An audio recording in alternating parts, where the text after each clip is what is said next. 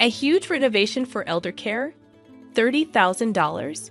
What's going on? Wait, isn't that my wife's parents' house? Then, I get this strange call from someone claiming to be my estranged sister-in-law's husband. Something doesn't add up here.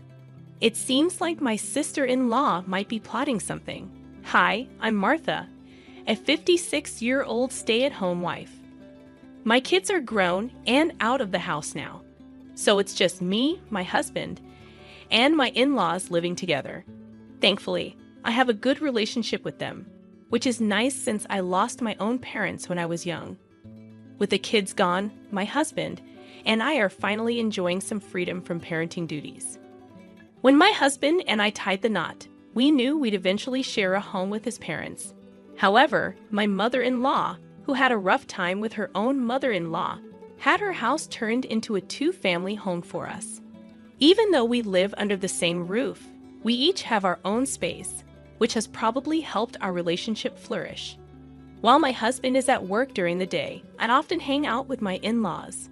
One day, while my father-in-law was busy with farm chores, I was fixing lunch in the kitchen, planning for us to enjoy it outside. Suddenly, a call came from one of my father-in-law's farming buddies, informing us that he had fallen and broken a bone. He had already been rushed to the family doctor in a pickup truck. My mother-in-law and I abandoned the food and hurried to the hospital. When we got there, emergency surgery was in progress. Despite seeming healthy, my father-in-law was in his 80s, so bouncing back from a fracture wouldn't be easy. The doctors warned us to brace for the worst, possibly even needing a wheelchair. So that's what they meant. As long as he pulls through, that's all that matters. I'll be there to support him, I vowed. We sat anxiously, hearts heavy with prayers, as the surgery dragged on. By the time my husband finished work and joined us, the surgery was over, and we breathed a collective sigh of relief seeing my father-in-law peacefully sleeping in his hospital room, free of any major complications. We decided to rally around him together from then on. But our hopes were dashed when, just a month later, my father-in-law passed away suddenly. His age had left him vulnerable, and he succumbed to an infection that took hold after the surgery. With many of his friends and family also elderly, we hesitated to burden them with news of the wake and funeral. After much discussion, we settled on a private family funeral. Yet even in death, there were unresolved tensions. What about my sister-in-law? I raised the question to my mother-in-law and husband, both wearing expressions of disapproval, likely remembering her troubled marriage, which they had vehemently opposed. While my husband didn't share their strong opposition, he couldn't fully embrace the idea either. This created a strain, causing their relationship with their daughter to become distant. Still, she was their flesh and blood. Shouldn't she have the chance to bid her final farewell? Eventually, they relented, agreeing that if we could reach her, she could attend. But our attempts to contact her proved futile, and the funeral proceeded without her presence. It's just the way things are with her. It's fate. Don't dwell on it, Martha. My mother-in-law comforted me, gently patting my shoulder as we made our way home from the crematorium with my father-in-law's ashes. His sudden passing left us all reeling, without any mental preparation for the funeral and cremation process. As we clasped his ashes and lit incense, the days that followed were filled with a sense of emptiness. It's easier when my husband is here. We can lean on each other. But when he's at work, the silence becomes unbearable. So I find solace in my mother-in-law's company. I know she's enduring even greater pain and sorrow than I am. After all, she lost the husband she'd been with for so many years in the blink of an eye. Even if it's just a facade, I make an effort to maintain a cheerful demeanor around her, I admitted. But my mother-in-law surprised me with her pragmatism. I had planned to keep things this way until the 49th day. However, yes, we can go through his belongings later. But I'm already over 80. You look remarkably young for your age, mother-in-law. Rarely ill, she'd often mention her only hospitalization being childbirth, indicating her robust health. Essentially, she assured us not to worry about her. You're very kind, Martha. But while I'm still mobile, I'd like to organize our things, including his, she insisted. I understand the sentiment of wanting to preserve important memories, like your father-in-law's belongings. Just let me know if you need assistance, I offered. She promptly asked for help retrieving items out of her reach. As we sifted through old photos of my father-in-law, she fondly recalled their youth, sharing tales of their adventures. I listened attentively, nodding along. When the phone rang, my mother-in-law, who didn't own a smartphone, relied on the landline for communication. I wonder who that could be. Only a few close friends knew our situation, and I thought they might avoid calling once they knew. But it might be urgent. I'll answer it. Considering her difficulty in moving, I decided to answer the phone myself rather than inconvenience her. I quickly reached for the receiver near the entrance, greeted by a polite voice I didn't recognize, introducing himself as my sister-in-law's husband. However, I had never crossed paths with him before, leaving me uncertain if he truly was who he claimed to be. As I listened, pondering if this was a new scam targeting the elderly, he broached the topic. I want to discuss the home renovation for caregiving. My father-in-law had already passed away, so why mention caregiving renovations now? Could he have mistaken my mother-in-law's situation? But she wasn't in need of such extensive care. Excuse me? Are you certain you've dialed the right number? This is my wife's family home, isn't it? The man, supposedly my sister-in-law's husband, referenced her maiden name, which indeed matched my husband's family. There was no mistaking this as their residence. Furthermore, his mention of my sister-in-law's name confirmed his authenticity. Yes, the person you mentioned is indeed my husband's sister. Thank you for your understanding. Given the difficulties our family has faced due to our troubled marriage, I feared I had made a negative impression once again. Although I wasn't privy to why my in-laws vehemently opposed my sister-in-law's marriage, this man didn't give off any negative vibes. On the contrary, he appeared genuinely humble and sincere. According to him, he had heard about the estimated $30,000 needed for caregiving renovations and was determined to make amends for the trouble he had caused. He assured us he intended to fulfill the payment, but needed an extension due to difficulty in gathering the funds by the deadline. It's awkward to have him explain everything before divulging this, but his earnestness made me falter. Thank you for your courtesy. Regarding the extension, please give me a moment. When did you learn about the caregiving renovation? My father-in-law was in good health and actively engaged in agriculture until recently.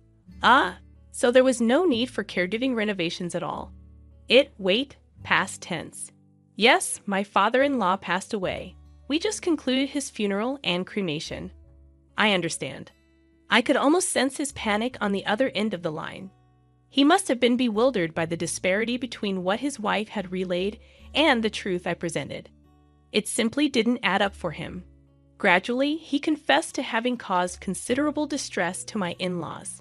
When he married into the family, he believed his wife's assertion that her father required care, and he aimed to offer financial aid as a gesture of apology for the inconvenience he had caused.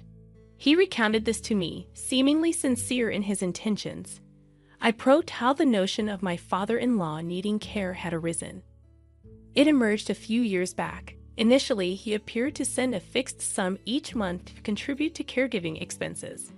However, it became apparent that neither my father-in-law nor mother-in-law were aware of such arrangements. Had they known, my mother-in-law would have surely invited him to the funeral. He claimed her mother had expressed gratitude and that it had been helpful, leading me to believe I was gradually being forgiven. If you were truly forgiven, wouldn't she communicate with you? That's a valid point. Moreover, the amount of money sent annually seemed to be increasing. He had been sending more each month, assuming we had requested additional support, a request we had no memory of making. So none of this money reached you? As I confirmed, I sensed his growing frustration. It was challenging for me to articulate while also absorbing the information. I speculated that perhaps my sister-in-law. Well, I couldn't outright say you're being deceived. But he interjected, you don't need to tiptoe around it. I'm being deceived, aren't I? Unable to confirm or deny, I remained silent. He likely interpreted my silence as confirmation. Seeking guidance on how to proceed if indeed being deceived, he turned to me. While it wasn't my place to advise, I couldn't bear to abandon my sister-in-law, my husband's sibling. Despite our estrangement, I assured him we would discuss the matter and get back to him later. And with that, our conversation concluded for the day. Upon returning to my mother-in-law, she remarked, "That was quite the lengthy call. Was it one of those persistent salespeople? You know, you should just hang up on them." She assumed it was a pushy sales call. No, it was someone claiming to be my sister-in-law's husband. I replied, sharing the details of the conversation with her. Anger simmered beneath her calm facade as she listened, erupting further upon hearing the entirety of it. What kind of person is she, using her father as an excuse to extort money from her husband? My mother-in-law's hands trembled with fury. It wasn't the first time my sister-in-law had displayed financial irresponsibility, often splurging on luxury items she couldn't afford with her allowance or part-time job earnings. Her behavior seemed suspicious. When she decided to marry, her partner was a man of considerable wealth, which led her parents to vehemently oppose the union. Their opposition wasn't for the sake of my sister-in-law, but rather for her partner's well-being. We then agreed to wait at the culprit's residence with her husband for her eventual return. It had been so long since I last laid eyes on my sister-in-law. When she first introduced her then-boyfriend, now husband, to her parents and brother with marriage intentions, there was quite a stir. However, as I wasn't yet formally part of the family, I wasn't present for the commotion. Hence, this would mark my initial encounter with my sister-in-law's spouse. As I had sensed during our phone conversation, he appeared genuinely sincere with a pleasant demeanor. Despite rumors of his substantial income, he didn't seem to lead an extravagant lifestyle. Instead, he appeared to opt for a more modest existence. However, if one of the reasons behind this modesty stemmed from my sister-in-law's deceit, it undoubtedly evoked a complex mix of emotions.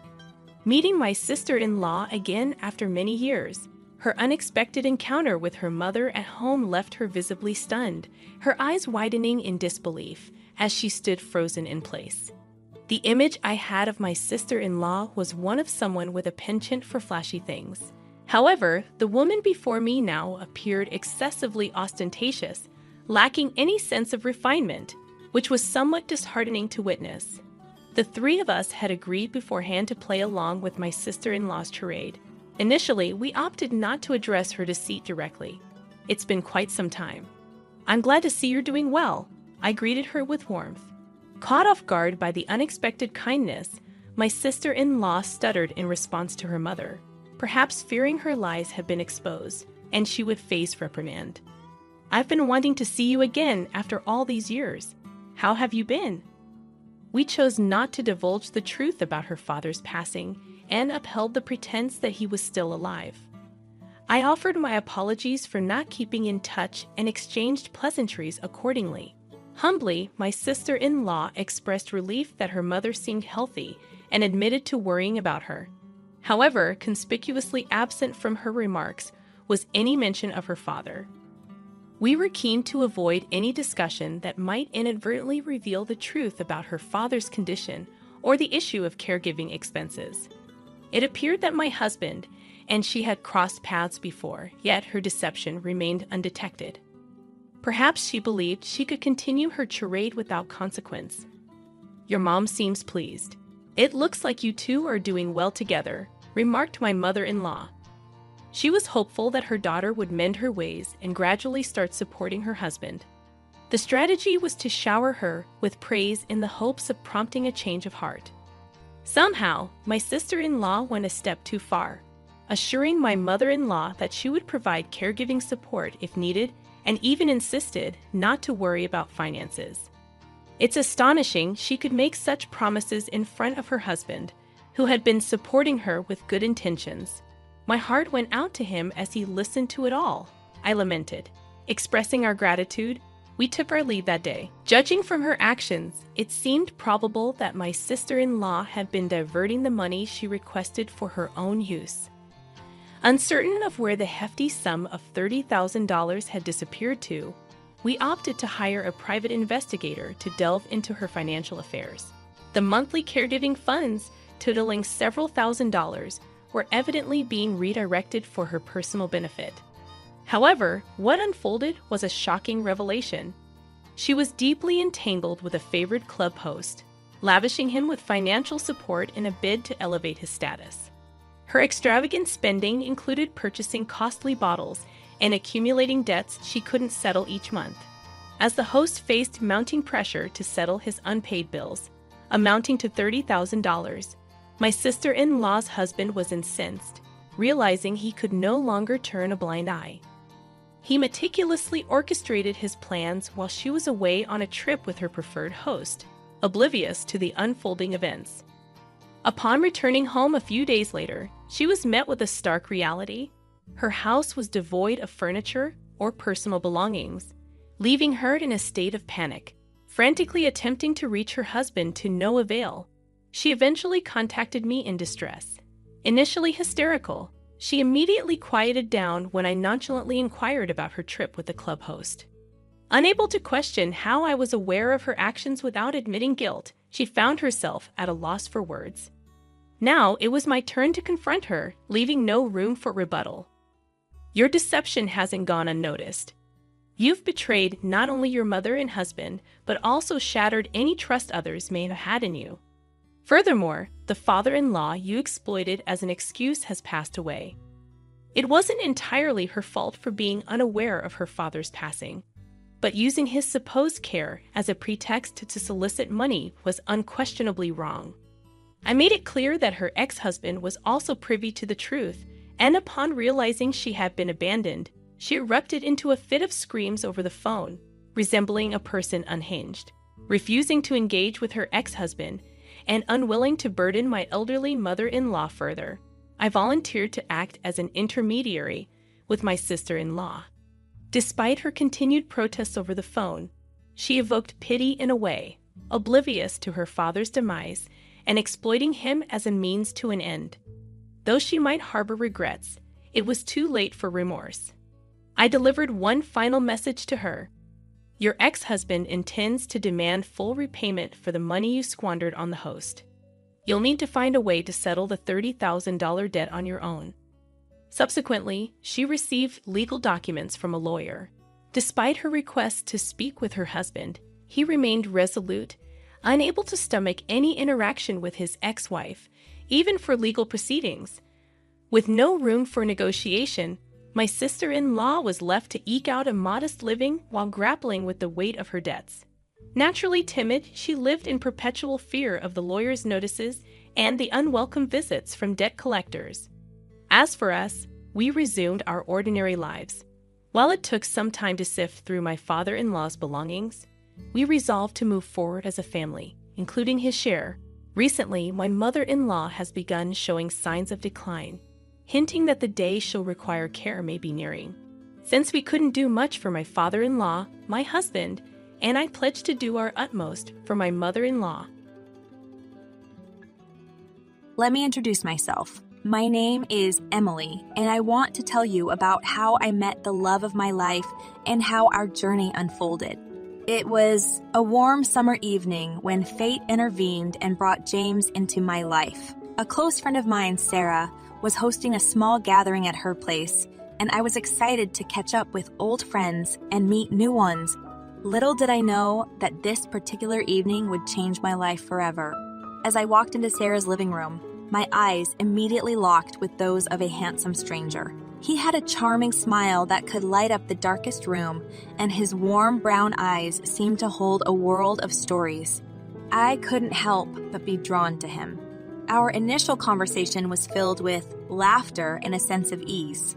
It was as if we had known each other for years. His name was James, and he had an infectious enthusiasm for life. We talked about our interests, shared our dreams, and discovered a remarkable connection. As the evening progressed, we found ourselves engrossed in deep conversation, oblivious to the world around us. The sparks between us were undeniable, and before we knew it, the party had ended, and it was just the two of us, lost in our own little bubble of happiness. James looked at me with a mischievous twinkle in his eye and said, "Emily, I can't remember the last time I felt this connected to someone. There's something truly special about you, and I can't let this moment slip away without asking for your number." I blushed, feeling a rush of excitement and uncertainty all at once. I replied, "James, I feel the same way. This evening has been magical, and I would love to stay in touch. Here's my number." From that moment on, our love story began to unfold. We spent countless hours talking on the phone, discovering more about each other with every conversation. Our connection grew stronger, and it wasn't long before we started going on dates, exploring the city together, and creating memories that would last a lifetime. One night, as we sat under a starlit sky, James held my hand and looked into my eyes. With sincerity in his voice, he said, "Emily, I want you to know that you mean the world to me. You've brought so much happiness into my life, and I can't imagine a future without you.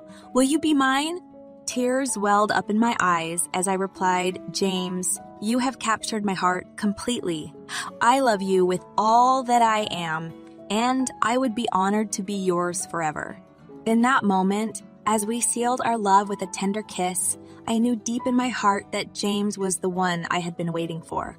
Little did I know the challenges that lay ahead, but for now, I basked in the warmth of our love, knowing that together we could conquer anything that came our way. The days turned into weeks, and the weeks into months, as James and I embarked on a beautiful journey of love and discovery. Each moment spent with him deepened my affection, and it became clear that we were meant to be together. We delved into each other's worlds, sharing our hopes, dreams, and deepest fears. James was an incredibly compassionate listener, always offering his unwavering support and encouragement. We laughed together, cried together, and celebrated life's joys as a united force. One sunny afternoon, we decided to take a stroll in the park, hand in hand. The gentle breeze played with our hair, and the sweet fragrance of blooming flowers filled the air. We found a cozy spot beneath a towering oak tree where we sat down on a blanket, gazing into each other's eyes. James broke the silence, his voice filled with tenderness. "Emily, I never thought it was possible to feel so complete until I met you. You bring a sense of peace and happiness into my life that I've never experienced before. I want to build a future with you, filled with love and adventures. Will you be my partner in this journey?" My heart swelled with love and happiness as I replied, "James, from the moment I met you, I knew that you were someone truly special. You've shown me what it means to be loved unconditionally, and I can't imagine my life without you. Yes, 1,000 times yes." We sealed our commitment with a passionate kiss, the world around us fading into the background. In that moment, I realized that love had the power to transcend boundaries and create a bond that nothing could break. As our relationship blossomed, James introduced me to his close-knit group of friends. They were warm and welcoming, accepting me into their fold with open arms. We spent many memorable evenings together, sharing laughter, stories, and the occasional friendly banter.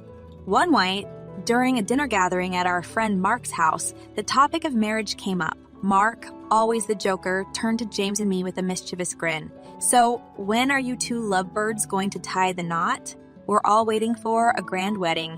James chuckled, his eyes sparkling with love as he looked at me. "Well, Mark, I can't speak for Emily, but I can speak for Emily, but I can tell you that she's the woman I want to spend the rest of my life with. When the time is right, we'll make it official." I blushed, feeling a mix of excitement and anticipation. "You're absolutely right, James. When the time is right, we'll embark on that beautiful journey together."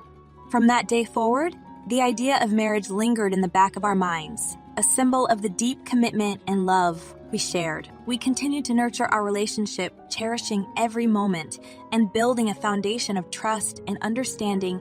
Little did we know the challenges that awaited us, particularly the disapproval of James' mother. But for now, in the midst of our love's bloom, we held on to the belief that love would conquer all and that our bond would withstand any storm that came our way. As James and I delved deeper into our relationship, we faced an unexpected hurdle: the disapproval of James' mother, Mrs. Thompson. From the beginning, it was evident that she held a disdain for me, and her actions and words became increasingly hurtful over time. One evening, James and I paid a visit to his parents' house, hoping to spend quality time with his family.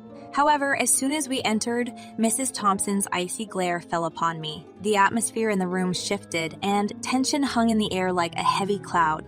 Mrs. Thompson's voice dripped with disdain as she addressed me. "Emily, it's been a while since you last graced us with your presence. I suppose you've been too busy with your own life to care about family." I swallowed my pride and mustered a smile, determined to remain respectful. "Mrs. Thompson, I apologize if it seemed that way. I've been working and spending time with James, but I'm here now to spend time with James, but I'm here now to spend time with all of you." Her eyes narrowed and she retorted, "You know, James deserves someone who can truly understand him. Someone from our background. I just don't see how you fit into that picture." James, torn between his love for me and his loyalty to his mother, attempted to defuse the situation. "Mom, Emily and I love each other. We understand and support each other in ways you may not see. I hope you can find it in your heart to accept her." Mrs. Thompson's lips curled into a cold smile. "Oh, James, don't be naive. You're blinded by infatuation. You'll see that she's not the right match for you. Just wait and see." Her words stung, and I struggled to hold back tears. It was clear that Mrs. Thompson was determined to drive a wedge between James and me, and her disapproval weighed heavily on our relationship.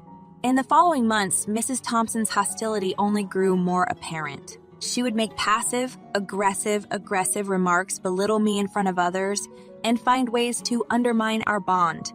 Despite her constant mistreatment, I remained steadfast in my love for James, determined not to let her poison our happiness. One evening, as James and I sat in our favorite coffee shop, I opened up about my concerns. Tears welled up in my eyes as I confessed, "James, I love you more than words can express, but your mother's treatment of me is becoming unbearable. I don't understand why she can't accept our love and be happy for us." James took my hands in his eyes filled with empathy. "Emily, I'm so sorry for what you're going through. I never imagined it would come to this. Please know that my love for you is unwavering. We'll find a way to overcome this together." His words offered solace, and we held on to the hope that love would eventually prevail. Little did we know that the situation would escalate further, testing the strength of our bond and our determination to fight for our happiness. As we braced ourselves for the challenges ahead, we knew that our love was worth fighting for, even in the face of Mrs. Thompson's disapproval. Our journey was far from over, and we were determined to prove that true love could withstand any obstacle that came our way. As our love grew stronger, so did the interference of James' mother, Mrs. Thompson. Her disapproval of our relationship manifested in constant meddling and attempts to keep us apart. It became increasingly clear that she would go to great lengths to undermine our happiness. One evening, as James and I made plans for a weekend getaway, Mrs. Thompson called him urgently. She insisted that he cancel our plans, claiming that a family emergency required his immediate attention. Although skeptical, James felt torn between his loyalty to his mother and his desire to be with me.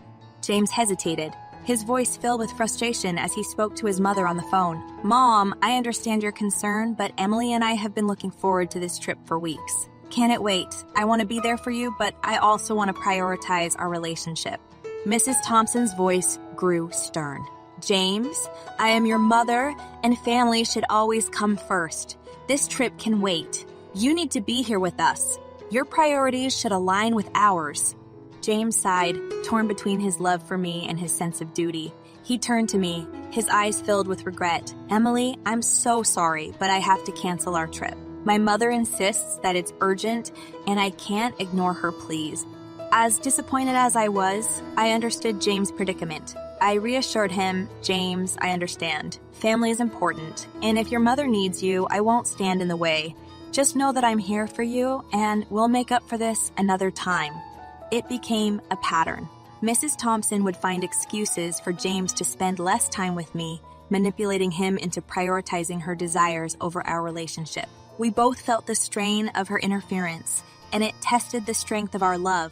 One evening, as we sat together, James opened up about his inner turmoil. His voice trembled with frustration. Emily, I hate how my mother constantly tries to control our lives. It's tearing me apart. I love you, and I want to be with you, but her manipulations make it so hard. I took his hand in mine, offering support. James, I understand how difficult this is for you. It hurts me too, but we have to stay strong and united. We can't let her come between us. Together, we can overcome any obstacle. We vowed to communicate openly and stand united against Mrs. Thompson's interference. However, her actions only intensified. She would make subtle remarks questioning our compatibility, plant seeds of doubt in James' mind, and create rifts within our relationship. It felt like a constant battle, with Mrs. Thompson using every opportunity to drive us apart. But we refused to let her succeed. We sought solace in our love, leaning on each other for support, and reminding ourselves of the bond we shared. As we faced Mrs. Thompson's meddling, we grew stronger, learning to navigate the challenges as a team. We knew that our love was worth fighting for, and we were determined to overcome the obstacles that threatened to derail our happiness. Little did we know that the situation would soon reach a breaking point, testing the limits of our endurance and pushing us to make difficult decisions that would shape the course of our future. Mrs. Thompson's interference in our relationship escalated to new heights when she attempted to set me up, hoping to create a rift between James and me. Her devious plan unfolded on a seemingly ordinary afternoon, leaving us reeling from the unexpected turn of events. One day, Mrs. Thompson invited me to lunch under the pretense of wanting to mend our strained relationship.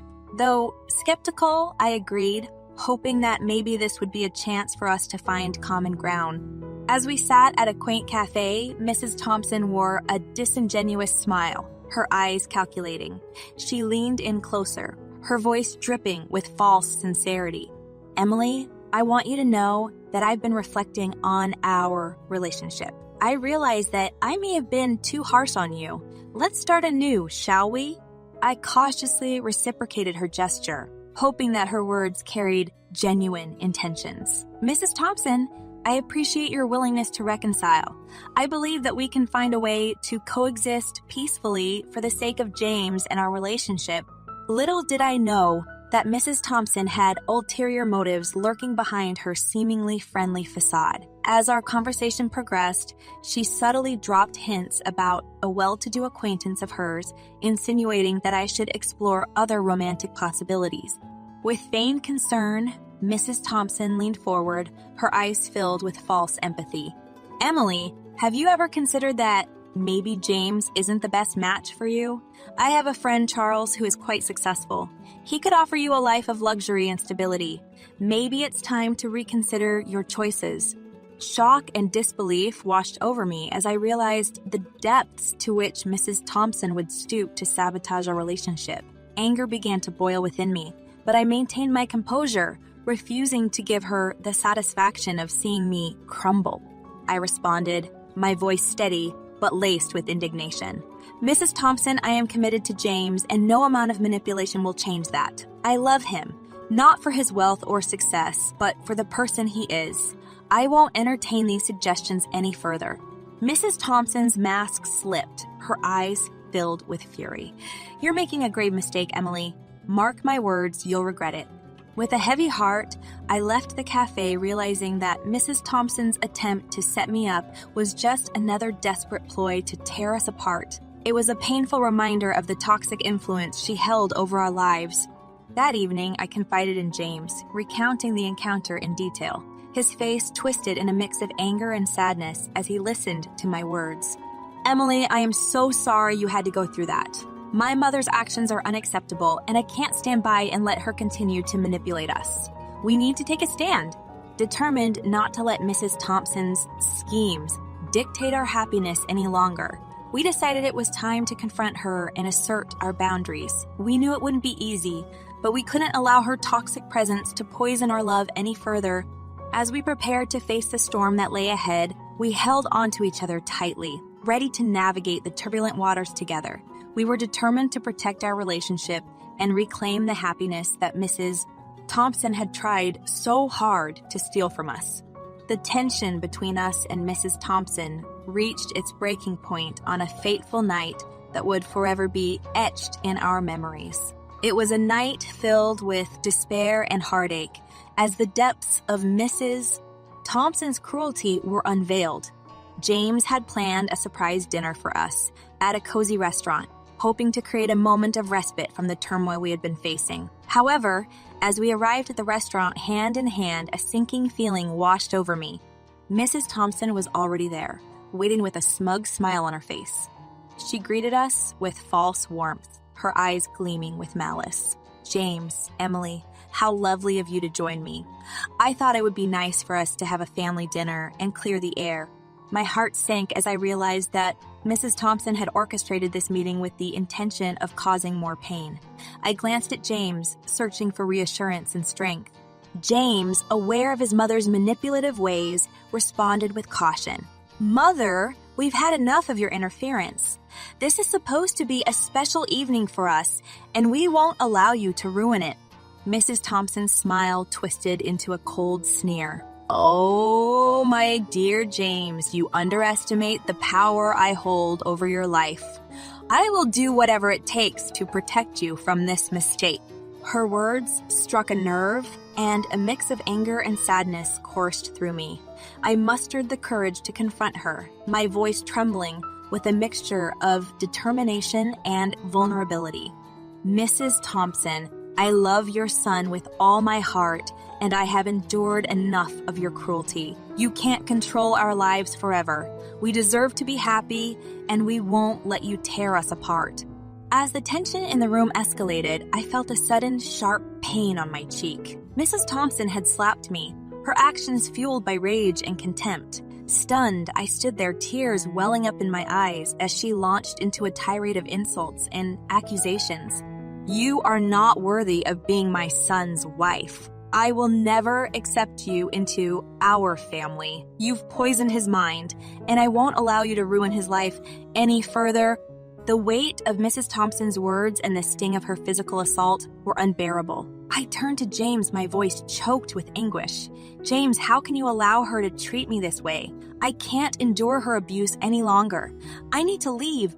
James, torn between his love for me and the ingrained sense of duty towards his mother, hesitated. "Emily, I can't go against my mother. She's my family." Devastated by his response, I felt a wave of despair wash over me. It was a breaking point, a realization that I couldn't continue to fight a battle that James wasn't ready to fully join. With tears streaming down my face, I made a decision fueled by self-preservation. "James, if you can't stand up for me, then I can't be a part of this anymore. I deserve respect and love, and I won't settle for anything less. I want a divorce." The room fell silent, the weight of my words hanging heavy in the air. James looked at me, his eyes filled with a mix of shock and regret. "Emily, please, don't leave. Let's find a way to work through this." But the pain was too deep, and I knew that I couldn't endure any more suffering. With a heavy heart, I turned away from James and walked out of the restaurant, leaving behind the shattered fragments of a love that had once flourished. That night, I sought solace at a friend's house, finding a temporary refuge from the chaos that had consumed my life. In the depths of my despair, I questioned whether I would ever find happiness again, or if my dreams of a loving marriage were forever shattered. Little did I know that this night of despair would mark the turning point in my journey, leading me toward a path of healing, self-discovery, and ultimately, justice. After the painful night of despair, I woke up at my friend's house with a heaviness in my heart, but a newfound determination to rebuild my life. The events with Mrs. Thompson had shattered my belief in a happily ever after, but I refused to let her actions define my future. I sought legal advice and decided to file for divorce, citing the domestic violence and emotional abuse I had endured at the hands of Mrs. Thompson. With the support of my lawyer and loved ones, I prepared myself for the battle ahead, knowing that justice and my own well-being were at stake. At the courthouse, I stood before the judge, my voice steady but filled with the weight of my experiences. "Your Honor, I stand before you seeking a divorce from my husband, James Thompson. Our marriage has been marred by domestic violence and the persistent emotional abuse perpetrated by his mother. I cannot continue to subject myself to such torment. The courtroom was filled with tension as Mrs. Thompson and James listened to my words, their faces a mix of surprise and disbelief. I held my head high, determined to reclaim my voice and my life. The judge listened attentively, then turned to James and Mrs. Thompson. Mr. Thompson, Mrs. Thompson, do you have any response to these allegations? Mrs. Thompson's voice was filled with venom as she spoke. Your Honor, these accusations are baseless. We have always cared for Emily and her well-being. It is she who has manipulated and deceived our son. James, torn between his loyalty to his mother and the truth that had unfolded, hesitated for a moment before speaking. Your Honor, I can't deny the troubled relationship between Emily and my mother, but I never condoned or participated in any acts of violence. I deeply regret the pain that has been caused, and I am willing to accept the consequences of my inaction. The judge's gaze softened as he addressed me. Mrs. Thompson, it is evident that you have endured a difficult situation. Based on the evidence and testimonies presented, I find it appropriate to grant you a divorce and issue a restraining order against both Mr. Thompson and Mrs. Thompson and Mrs. Thompson. Additionally, they will be held responsible for compensating you for the damages caused. A mix of relief and sadness washed over me as the judge's decision echoed in the courtroom. It was a bittersweet victory, knowing that justice was served, but also acknowledging the pain that had brought us to this point. As I walked out of the courtroom, I felt a weight lifting from my shoulders. The road to healing would be long, but I had gained the strength to move forward and rebuild my life, no longer shackled by Mrs. Thompson's manipulation. I could now chart my own path and find happiness on my own terms. In the days and months that followed, I focused on self-care, therapy, and the support of my loved ones. I discovered a resilience within myself that I never knew existed. Slowly but surely, I began to heal the wounds inflicted by Mrs. Thompson's cruelty. Through the divorce settlement, I was awarded compensation for the damages endured, which included a sum of $40,000.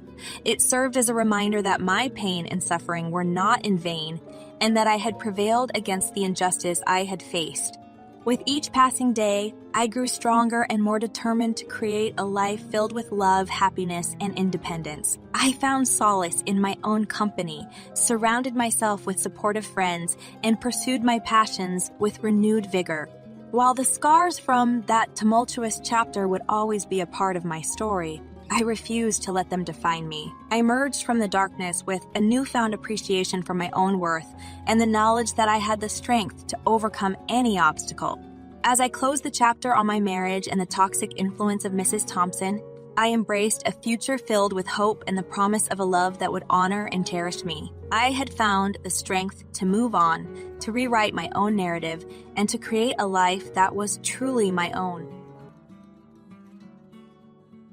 I'm Sarah, a 24-year-old woman navigating through life's twists and turns.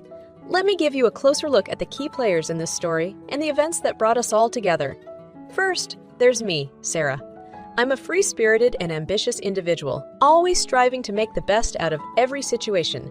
I had dreams and aspirations, but life had its own plans for me, and one of those plans involved an unexpected surprise. Then there's my younger brother, Tom. He's always been the protective and responsible one. We've had each other's backs through thick and thin, and our bond has only grown stronger with time. Tom has a heart of gold and a sense of humor that can light up any room. He's the kind of guy who would go to great lengths to keep his loved ones happy. Now let's dive into the events that set the stage for our extraordinary tale. It all began on a sunny afternoon when I found out I was pregnant. The news hit me like a ton of bricks.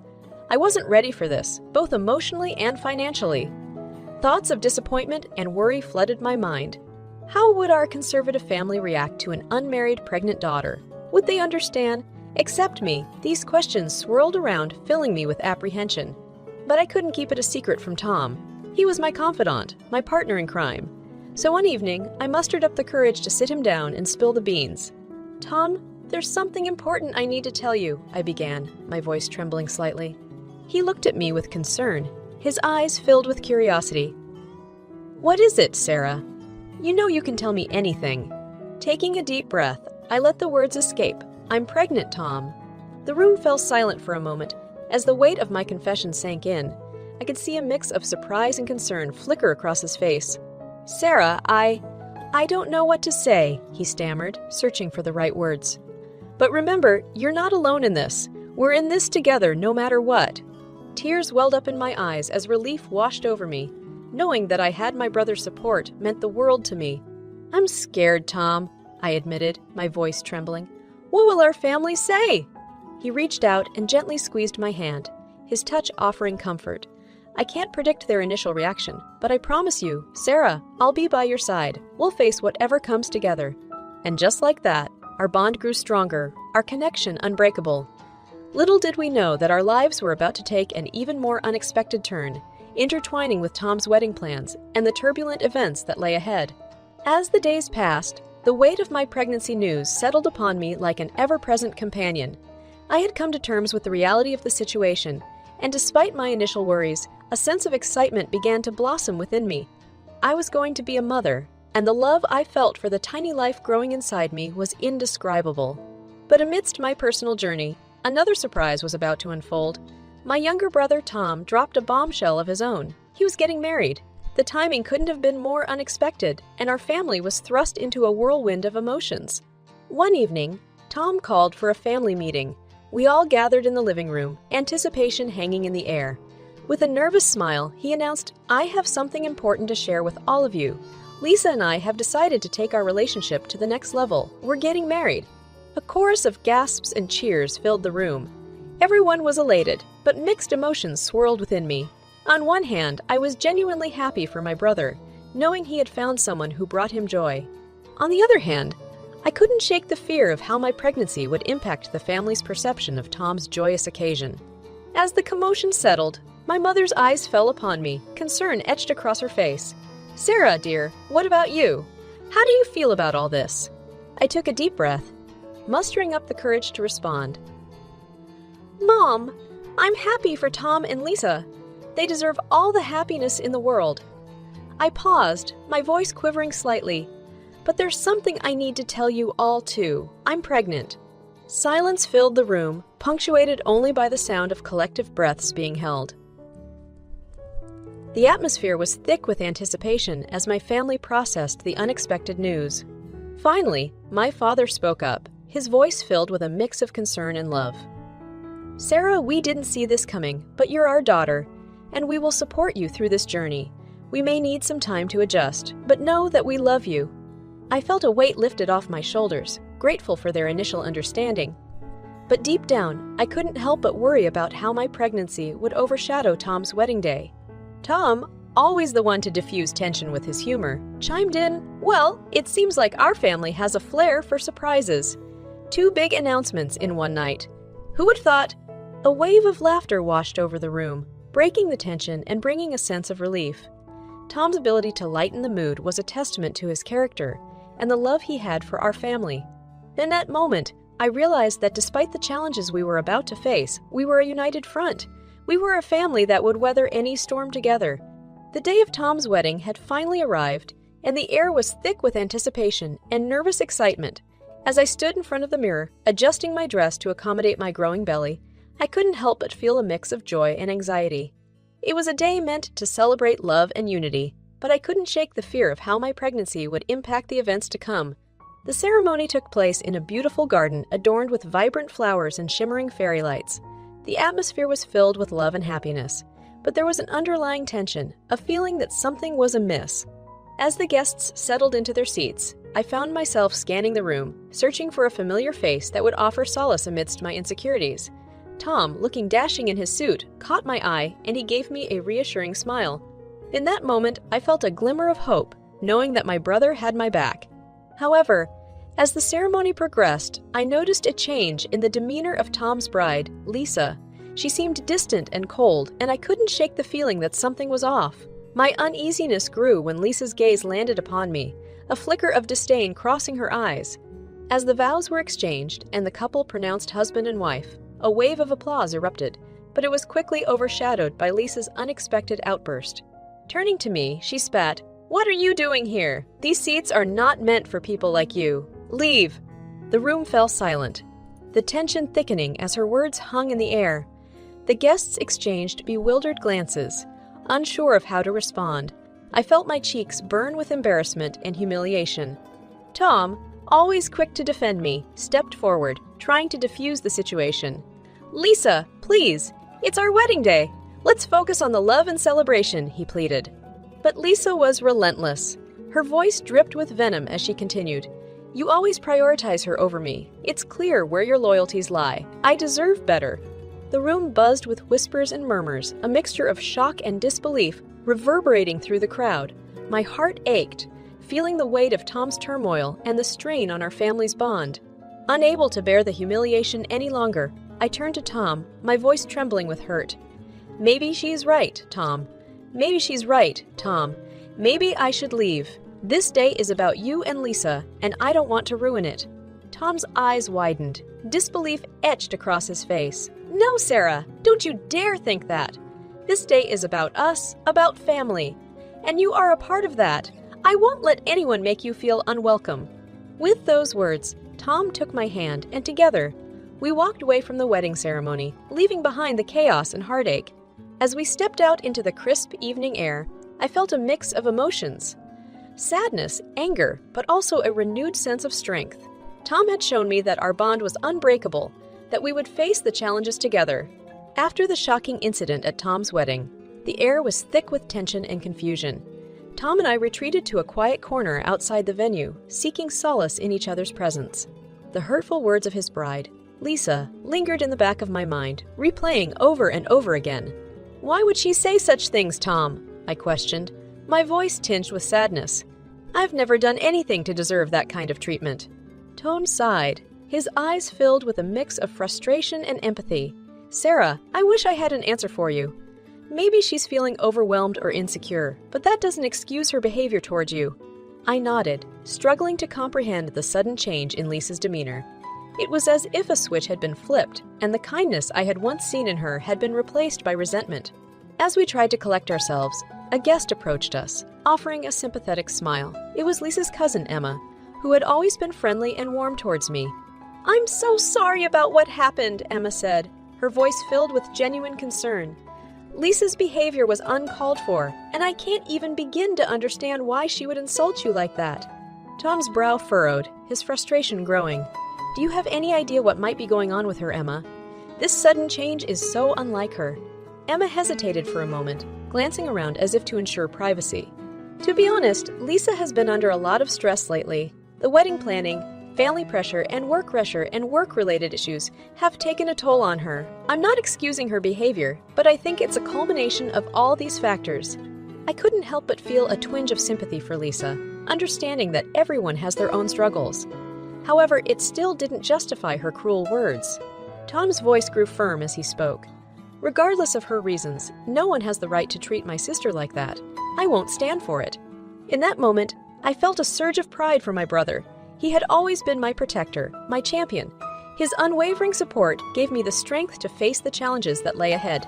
As the evening wore on, we decided to leave the wedding altogether, unwilling to subject ourselves to further discomfort. It was a difficult choice, but it felt like the right one. Walking hand in hand, Tom turned to me, determination in his eyes. "Sarah, we won't let this incident define us. We'll rise above it and show the world that our love and unity are stronger than any hurtful words." His words echoed in my heart, filling me with a renewed sense of resilience. We may have left the wedding, but we were embarking on a journey to reclaim our dignity and mend the fractures in our family. Days had passed since Tom's wedding, and the sting of Lisa's insult still lingered. It felt as though a dark cloud loomed overhead, threatening to dampen our spirits. But little did we know, a new chapter was about to unfold, one that would test the strength of our bonds and reveal the true nature of those involved. One afternoon, a letter arrived at our doorstep, bearing an unexpected invitation. It was from the bride's father, Mr. Anderson, requesting our presence at their home. Confusion and curiosity swirled within us. What could they possibly want after the way they had treated us? Curiosity got the better of us, and despite our reservations, we decided to accept the invitation. Tom and I arrived at the Anderson residence, bracing ourselves for what awaited us. As we entered the elegantly furnished living room, we were met with a frosty atmosphere. Lisa's mother, Mrs. Anderson, glared at us, her disapproval palpable. Lisa sat beside her, her expression guarded and unyielding. Mr. Anderson, however, stood up, breaking the silence. His face wore a conflicted expression, as if torn between duty and sincerity. "Thank you for coming, Tom, Sarah. Please, have a seat." We cautiously took our seats, unsure of what lay ahead. Mr. Anderson began to speak, his tone apologetic yet tinged with a hidden agenda. "I wanted to extend my apologies for Lisa's behavior at the wedding. It was uncalled for, and I assure you that actions will be taken to rectify the situation." I couldn't help but feel skeptical, sensing there was more to his words than met the eye. Tom, always perceptive, spoke up, his voice firm. "Mr. Anderson, I appreciate your apology, but it's not just about what happened at the wedding. It's about the underlying disrespect towards my sister that has been ongoing." Mrs. Anderson scoffed, her voice dripping with disdain. "Your sister brought shame upon our family with her unwed pregnancy. We expected better from you, Tom." Anger flared within me, but Tom interjected, his voice steady but resolute. "Sarah's pregnancy doesn't define her worth or ours as a family. We have stood by each other through thick and thin, and we won't tolerate any further insults or mistreatment." Mr. Anderson shifted uncomfortably, his eyes darting between us. "Tom, please understand that Lisa's actions were driven by a desire for attention. She felt overshadowed by your sister's situation, and we didn't handle it appropriately. However, we hope that you can find it in your heart to forgive us." Tom's gaze hardened, his words cutting through the tension. "Mr. Anderson, it's clear to me now that your interest lies not in making amends, but in repairing the business relationship between our companies. I cannot forgive such manipulation and disregard for our family." With those words, Tom stood up, extending his hand towards me. "Sarah, let's go. We don't need to subject ourselves to this any longer." As we made our way out, I couldn't help but feel a mix of disappointment and relief. We had sought closure, but what we had found was a web of deceit and hidden agendas. Tom's unwavering defense of our family and his refusal to be swayed by business interests gave me strength. Leaving the Anderson residence, we walked hand in hand, ready to face the consequences of our choices. Our journey was far from over, but we were determined to forge our own path, one built on love, loyalty, and integrity. After our confrontation with the Anderson family, a sense of relief washed over us.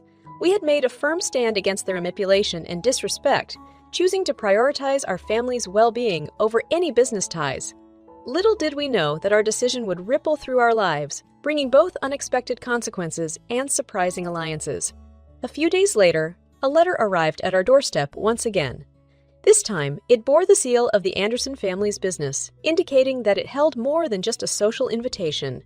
Tom and I exchanged a wary glance, wondering what they could possibly want now.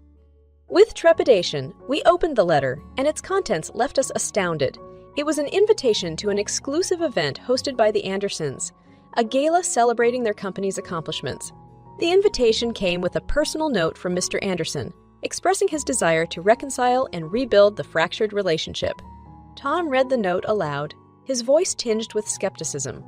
He wants to repair the relationship, but is it genuine or just a ploy to salvage their business ties? I took a deep breath, contemplating our options. The Andersons had clearly recognized the significance of our departure from their business dealings, and this invitation seemed like an olive branch. But accepting it meant potentially subjecting ourselves to more mistreatment and manipulation. "We have to tread carefully, Tom," I said, my voice filled with caution. "We can't let them play with our emotions or exploit our vulnerability." Tom nodded, his determination unwavering. "You're right, Sarah. We won't allow ourselves to be fooled. If we choose to attend, it will be on our terms." Days later, we found ourselves standing outside the grand venue where the gala was taking place. The atmosphere buzzed with anticipation as influential figures from the business world mingled and exchanged pleasantries. We were acutely aware of the scrutiny that awaited us, but we stood tall, determined to assert our presence. As we entered the lavish ballroom, all eyes turned towards us. Whispers traveled through the crowd, fueled by curiosity and speculation. Tom's sharp gaze surveyed the room, searching for the Andersons. And there they were, surrounded by a group of associates, their expressions a mixture of surprise and discomfort at our arrival. Mr. Anderson caught sight of us and approached, a polite smile adorning his face. "Tom, Sarah, thank you for accepting our invitation," he greeted, his voice carrying a hint of unease. Tom's voice was cordial but firm as he responded, "Mr. Anderson, we appreciate the gesture. However, we want to make it clear that we attend this event not to simply mend business ties, but to find genuine resolution and respect." Mr. Anderson nodded, his eyes revealing a mix of regret and sincerity. "I understand, Tom. Our actions towards you and Sarah were inexcusable. I apologize for any distress caused." As the evening progressed, we found ourselves engaging in conversations with various guests, some of whom were acquainted with the Andersons. It was during these interactions that we began to uncover the truth behind their motivations. One of the guests, a longtime associate of the Anderson family, pulled us aside, his voice lowered. "I must admit, I have reservations about their intentions. It seems they are desperate to repair their business relationship with you, Tom. Their company relies heavily on your partnership." Tom's gaze hardened, his voice laced with determination. "I won't allow our personal lives to be exploited for business gains. My priority is my family, and I won't compromise our well-being for their benefit." The associate nodded, respect gleaming in his eyes. "I admire your stance, Tom. It takes courage to prioritize what truly matters." As the night drew to a close, Tom and I stood together, contemplating the evening's events. We had attended the gala not out of obligation, but to assert our strength and show that our worth extended beyond any business association. Walking out of the ballroom, hand in hand, we knew that our decision had created new alliances and reaffirmed our commitment to each other. The path ahead remained uncertain, but we were resolute in our determination to navigate it with integrity and authenticity. Eventually, Tom broke up with his fiancée, and her father's company went bankrupt. It was a very hard road, at the end which justice was served.